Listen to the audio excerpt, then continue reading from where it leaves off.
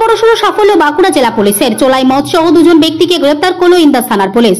বাপুন রুইদাস এবং সৈয়দ সৈফুল নামে দুই ব্যক্তিকে রবিবার পুলিশের তরফে বিষ্ণুপুর মহকুমা আদালতে তোলা হচ্ছে বলে জানা গিয়েছে।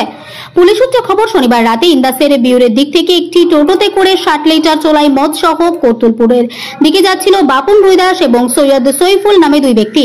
পুলিশ বিষয়টি গোপন সূত্রে খবর পেয়ে বড় গোবিন্দপুর বাজারে একটি বাইক ও চোলাই মদ সহ টোটোকে আটক করে।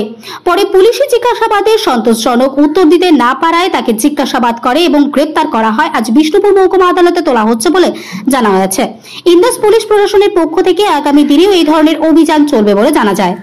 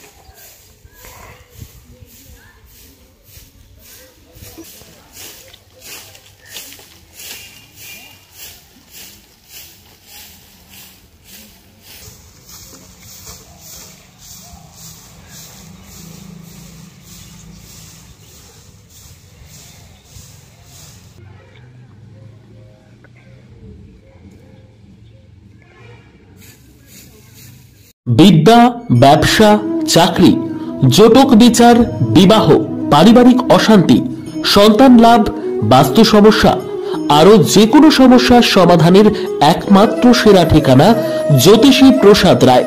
আর দেরি না করে আজই চলে আসুন প্রসাদ রায়ের কাছে। আমাদের ঠিকানা 5A/23 SEPCO township, B zone, Durgapur, 713205। Phone number 7407250555, 9064620441, 8967696309।